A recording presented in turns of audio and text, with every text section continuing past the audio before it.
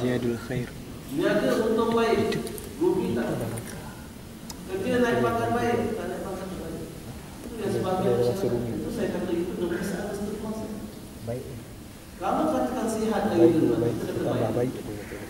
Okey. Berapa lama yang orang sihat lagi tuan-tuan mampu sekali di awal waktu saya kata. Kalau kita main ceramah malam-malam di Surau, dua masjid. Yang kebanyakan datang orang sihat, orang semua sihat, kita saya cakap. Orang semua sihat tuan, orang sihat duduk kat mana? Duduk kat stadium, duduk kat karaoke. So maknanya apa tuan? Maknanya sihat itu tidak semestinya baik. Itu sebab kenapa Allah tidak define baik. Okey, mengikut apa yang kita suka. Tetapi banyak manusia memahami baik ni apa yang mereka suka baik, yang mereka tak suka tak baik. So mereka mendefinisi baik apa? Apabila perkara itu mengikut hawa nafsu mereka, keinginan mereka berkata. Yang sebenarnya baik bukan makna tunggal.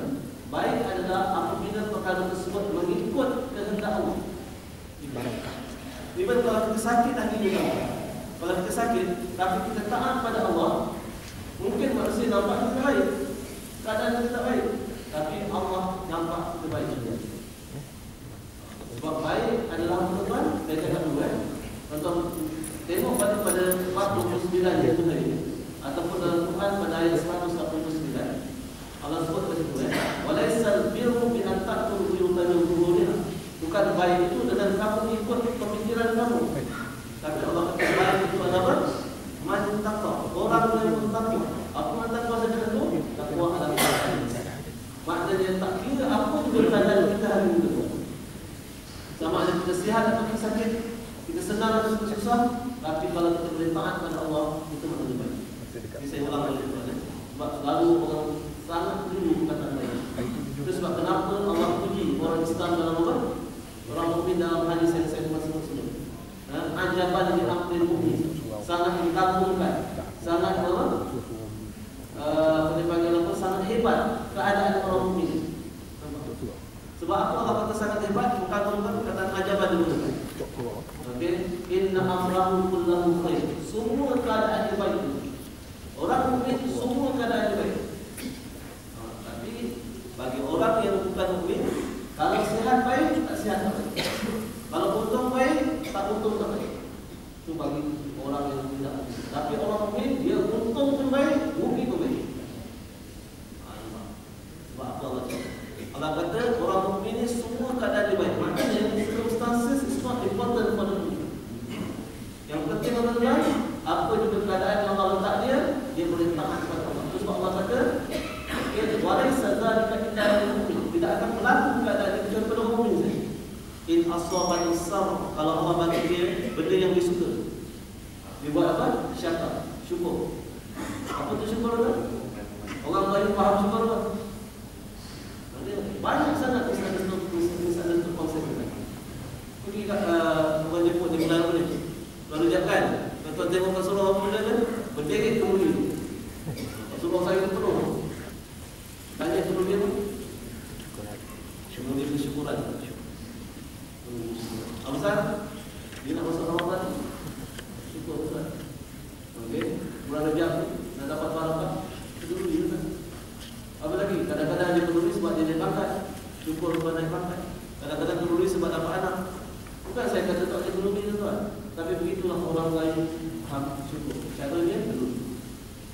Sebab apa? Sebab mereka tidak memahami apa yang dinamakan syukur. Apa makna syukur? Syukur maknanya taat. Apa makna taat? Taat adalah mengikut peraturan Allah. Peraturan Allah di mana? Di dalam Al-Quran dan Sunnah. Nah, kalau kita ada kawan baik tuan, kalau orang tak apa kenal jangan tanya benda marah lagi nanti. Kalau kawan baik kita peduli. Ini peduli apa bersyukuran? Cakap apa ada bersyukuran? Bagi hidup kita. Tanpa boleh buka. Okey tak. Kalau dia kata tak pandai, hang belajar. Kita belajar. Kalau dia kata dia tak belajar, maknanya kita buat dulu itu bukan sahaja. Sebab syukur itu bukan dulu itu. Syukur adalah dengan ketaatan dan taat pada Allah. Kita mesti secara istiqamah belajar Al-Quran. Itu dia syukur. Jadi bagi orang mukmin ini, kalau dia sihat, dia akan taat. Dia akan lebih sungguh-sungguh belajar Al-Quran. faham dia dan amalkan dia. Allah kata itu Allah baik dulu. Wa in asabadu ghamu, kalau dia ditipu dengan benda yang dia tak suka dulu. Sabar. Apa sabar? Sabar maknanya dan puan. Dalam keadaan situasi itu dia tak suka. Dia susah tapi dia taat pada Allah. Itu dia panggil makna syukur bermaksud ketaatan, sabar pun bermakna ketaatan. So makna bagi orang mukmin keadaan tak penting. Tapi bagi orang yang tidak mukmin keadaan penting. Dia kata Ustaz, kalau tak sihat Ustaz macam mana pergi main doa Ustaz? Rasulullah SAW pernah sebut dalam hadis ini solat di waktu subuh. Apa disebut? Dia kata kalau orang tahu tingginya nilai, besarnya pahala yang aku letakkan kalau pada sembahyang subuh berjamaah, manusia akan pergi walaupun dalam keadaan lemah. Maknanya orang mengangkat pun pada pergi sembahyang jemaah. Tapi manusia tak syarat. Kalau saya sihat pun ada saya mengaji Quran Ustaz. Kalau rumah saya dekat Ustaz punya kelas belajar bahasa Arab dekat mana saya? Dekat apa?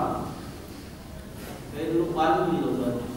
Kalau Ustaz boleh buat kat Palu, dia tak syarat.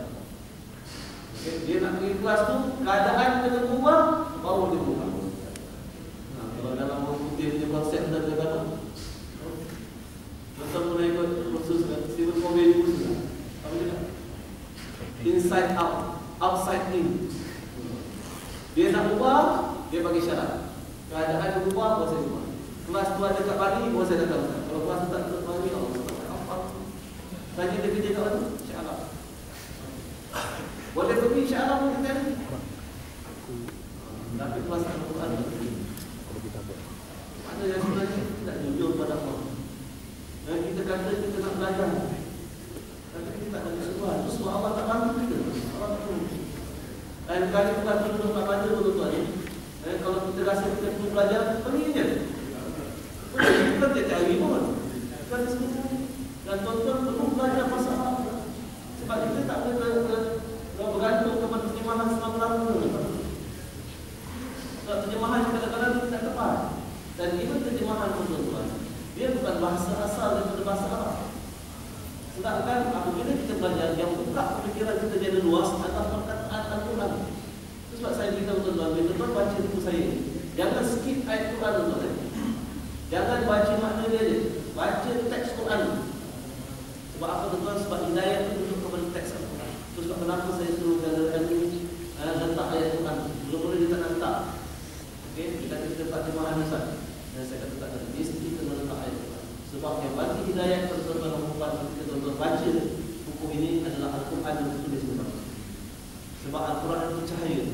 Dia akan mengeluarkan kita daripada kegelapan, kejahilan kepada petunjuk dan kebijaksanaan. Itu sebab Allah sebut pada surah Ibrahim. Kitabun anzalnahu ilaika litukhrijan nasa minadh dhulumati ila nur. Ini ayat-ayat Quran. Kitab daripada ayat-ayat daripada kitab Al-Quran yang kami turunkan kepada kamu wahai Muhammad untuk mengeluarkan kamu dari kegelapan. Apa kegelapan dan kegelapan? Kegelapan kita akan keheran. Okey. Maknanya kalau kita secara keterusan belajar Al-Quran, Allah akan keluarkan kita dari lapisan-lapisan kegelapan. Lapisan-lapisan kegelapan kejahilan ini kepada petunjuk dan hidayah. Makin kita faham Al-Quran, makin kita akan jadi manusia yang efektif dalam hidup. Sebab kita guided oleh Allah Subhanahu yang faham bijaksana dan yang maha bijaksana. Okey, itu part penting tuan. Jadi balik-balik makna barang-barang apa. Kita kan bulan barang-barang pada bulan Rajab ni. Maknanya tuan-tuan. Okey, kita semakin rapat kepada Allah. Sebab hanya satu benda saja yang boleh bagi barakah. Untuk buka pada buku saya itu bagian teks. Bagian teks 2 tu teks 2. Okey.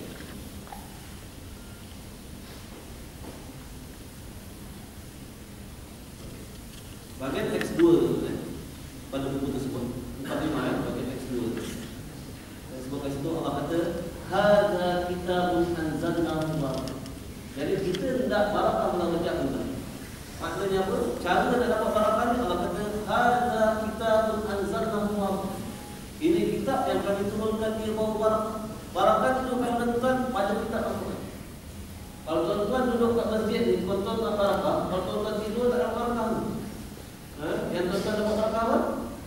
tuan-tuan belajar Al-Quran di dalam surah Al-Baqarah, ataupun tuan-tuan membaca Al-Quran. Sebab Allah kata, "Hadza kitabun anzalnahu." Ini kitab yang kami turunkan